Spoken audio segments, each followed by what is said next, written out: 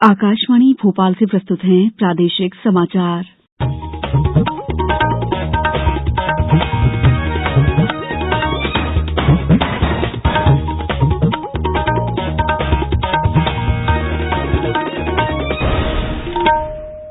नमस्कार, समाचारों के साथ मैं दीपा सिंह।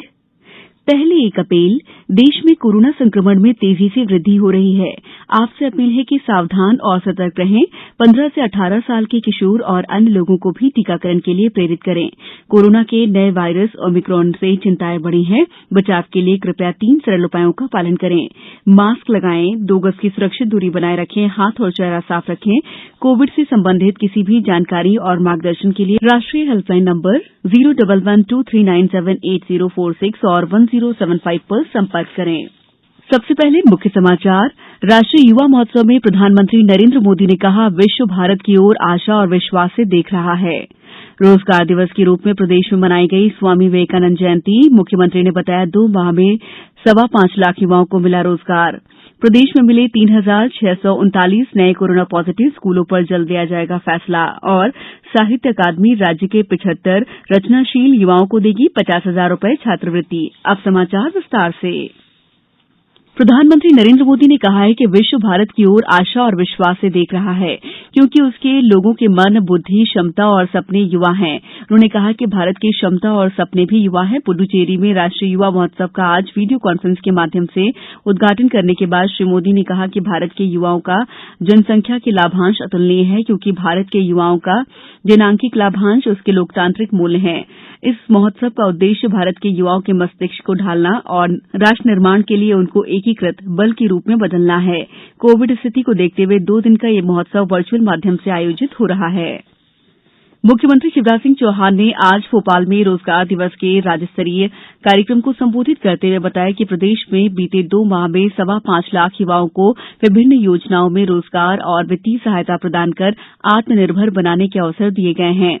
उन्होंने कहा कि अब प्रत्येक माह रोजगार दिवस मनाया जाएगा। मुख्यमंत्री ने कहा कि प्रदेश में टेक्सटाइल उद्योग सहित भिन्न भिन्न उद्योगों के लिए पृथक पृथक क्लस्टर बनाए जा रहे हैं।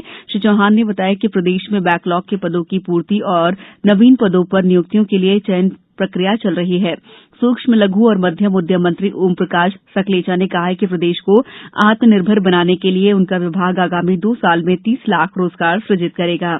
शहडोल जिले में रोजगार मेले के स्थान पर छोटे स्तर पर स्वरोजगार मेले का आयोजन किया गया। खंडवा में यह कार्यक्रम 100 हितग्राहियों की उपस्थिति में आयोजित हुआ। उमरिया जिले में सामुदायिक भवन में विभिन्न विभागों द्वारा प्रदर्शनी लगाई गई। क्षेत्रीय लोक संपर्क ब्यूरो मंडला द्वारा ग्राम जहरमहू विकासखंड नैनपुर में राष्ट्रीय युवा दिवस और कोविड-19 टीकाकरण जागरूकता कार्यक्रम का आयोजन किया गया। कार्यक्रम में राज्यसभा सांसद संपतिया उइके ने लोगों से कोरोना से बचाव के लिए सभी नियमों का पालन करने की अपील की। हाथ में जो सावधानी रखने के लिए बोला जाता है, वो सावधानी भी हम रखें। मास्क लगाएं, मास्क लगा करके दूरियां बनाएं और दूरी बना करके हम सब लोग स्वस्थ रहें, ऐसी मैं आप सबसे कामना करती हूँ। अब समय है अमृत महोत्सव क्विज का। आजादी के अमृत महोत्सव के अवसर पर हम अपने श्रोताओं के लिए एक क्विज यानी प्रश्नोत्तरी प्रतियोगिता चला रहे हैं। इसमें मध्य प्रदेश में स्वतंत्रता संग्राम, स्वतंत्रता सेनानियों, प्रदेश के इतिहास, भूगोल, पर्यटन स्थलों और अन्य घटनाओं से संबंधित एक प्रश्न हर बुधवार पूछा जा रहा है। इस बार का सवाल है, रामगढ़ की रानी के नाम से मशहूर स्वतंत्रता संग्राम सेनानी का वास्तविक नाम क्या था?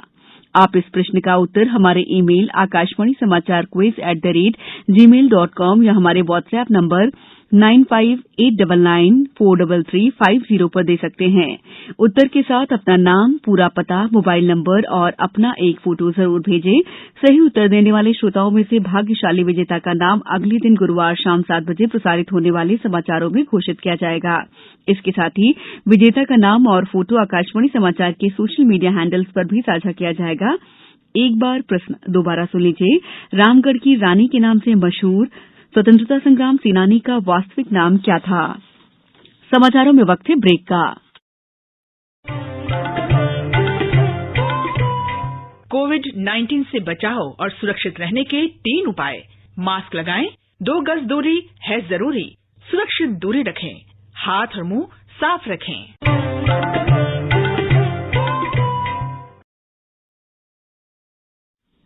ब्रेक के बाद समाचारों में आपका एक बार फिर स्वागत है।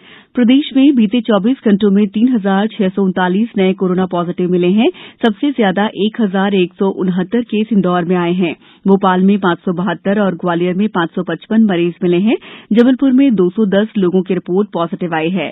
शहडोल जिले में 48 नए कोरोना संक्रमित मिले हैं, जबकि होशंगाबाद जिले में 40 नए कोरोना पॉजिटिव मिले हैं। नए संक्रमितों को मिलाकर एक्टिव मरीजों की संख्या 14,413 पहुंच गई है। राज्य में पॉजिटिविटी रेट 4.57% तक पहुंच गया है। वहीं प्रदेश में स्कूल खोले रखने या बंद रखने पर सरकार जल्द फैसला ले सकती है। चिकित्सा शिक्षा मंत्री विश्वास सारंग ने कहा है कि कोरोना संक्रमण के कारण राज्य सरकार स्कूलों को पूरी तरह से ऑनलाइन करने पर विचार कर रही है। इस मामले में जल्द से जल्द निर्णय लिया जाएगा। पन्ना कलेक्टर ने जिले की जनता से कोविड-19 गाइडलाइन का पालन करने का अनुरोध किया है। शहडोल जिले में आपराधिक घटनाओं की विवेचना में पारदर्शिता लाने और पुलिस महकमे को तकनीकी रूप से सशक्त बनाने के लिए जिले के सभी थानों को एक एक टैब उपलब्ध कराया गया है। इस टैब का उपयोग किसी घटना दुर्घटना की विवेचना में होगा। मौके की तस्वीर खींचने, साक्ष्य जुटाने और घटना स्थल पर ही अपराध विवरण और केस डायरी तैयार करने में मदद मिलेगी। हाल ही में पुलिस को हाईटेक बनाने की दिशा में कई नवाचार किए गए हैं। अंतर्राष्ट्रीय युवा दिवस पर साहित्य अकादमी प्रदेश के 75 रचनाशील युवाओं को 50,000 रुपए छात्रवृत्ति देगी। इन युवा लेखकों की पुस्तकों का प्रकाशन भी साहित्य अकादमी ही करेगी। चयन की प्रक्रिया इस साल आज से प्रारंभ होकर अगले साल 12 जनवरी तक समाप्त होगी। आवेदन इस साल 10 मार्च तक भेजे जा सकते हैं। योजना के तहत प्रतियोगियों को मध्यप्रदेश के स्वतंत्रता समर से जुड़े व्यक्ति, स्थान, घटना या किसी विशिष्ट संदर्भ पर केंद्रित 5,000 शब्दों की पांडुलिपि प्रस्तुत करनी होगी। भारत के साथ तीसरे और अंतिम क्रिकेट टेस्ट मैच के दूसरे दिन आज दक्षिण अफ्रीका ने केपटाउन में चायकाल तक अपनी पहली पारी में 7 विकेट पर 176 रन बना लिए हैं। इससे पहले भारत की टीम कल पहली बल्लेबाजी करते हुए पहली पारी में 223 रन पर सिमट गई। 3 टेस्ट मैचों की श्रृंखला में दोनों टीमें एक एक मैच जीतकर बराबरी पर हैं। अब कुछ समाचार संक्षेप में। राज्य सरकार ने शासकीय कार्यों के लिए ऑफिशियल ईमेल आईडी का ही उपयोग करने को कहा है। देवास जिले के सभी विकासखंडों में मलखंभ और योग सहित क्षेत्र में प्रचलित खेलों का आयोजन किया गया। आगर मालवा में कोरोना से बचाव के लिए गांव और शहर में मुनादी करवाकर लोगों को जागरूक किया जाएगा। रायसेन में विवेकानंद जयंती पर अखिल भारतीय विद्यार्थी परिषद द्वारा वाहन रैली निकाली गई। धार जिले में राशन आपके ग्राम योजना के तहत लाभान्वित हुए हितग्राहियों को वाहन की चाबी प्रदान की गई। श्योपुर में पीजी कॉलेज में आयोजित रोजगार मेले के माध्यम से 4,000 हितग्राहियों को लाभान्वित किया गया। इस बुलेटिन में इतना ही। अंत में एक अपील, मास्क और 2 गज की दूरी, हाथ धोना भी है जरूरी। नमस्कार।